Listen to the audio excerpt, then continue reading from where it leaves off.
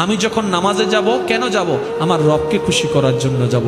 এবার জগৎ প্রশ্ন করবে, তুমি জোহরের নামাজ তো পড়েছো, আসরের নামাজ কেন পড়তে আসছো?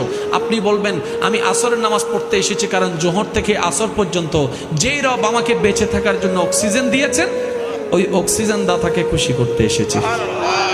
কেউ যদি বলে কাজের ব্যাঘাত হবে, আপনি শুধু এতটুকু বলবেন, যেখান থেকে রিজিক আসবে ওই রবের দরবারে হাজিরা দিতে যাচ্ছে। সুবহানাল্লাহ। আল্লাহর ওয়াস্তে যতই ব্যস্ততা থাকুন, ফাঁকে ফাঁকে টাইমটা বের করে নেবেন। আপনি শুধু রবের দরবারে হাজিরা দেওয়ার জন্য, রবকে খুশি করার জন্য সময় বের করার চেষ্টা করুন। এই সময় বের করার জন্য যদি রবের কাছে পছন্দ হয়ে যায়, হাসরের ময়দানে জাহান্নাম থেকে বের করার ব্যবস্থা আপনার রব আপনার জন্য করে দিবে। আগামীকাল বৃহস্পতিবার রাত, ঠিক না? বেশি বেশি করে দরুদে পাক আদায় করবেন, বেশি বেশি, মানে যত পারেন দরুদে পাক আদায় করবেন। হ্যাঁ, এমনি তো আমাদের দরুদ আদায় করা হয় না। তো আমার একটা আসলে আবদার, সেটা হচ্ছে ওই প্রত্যেক দিন রাত্রে, যদি কষ্ট না হয় আর কি,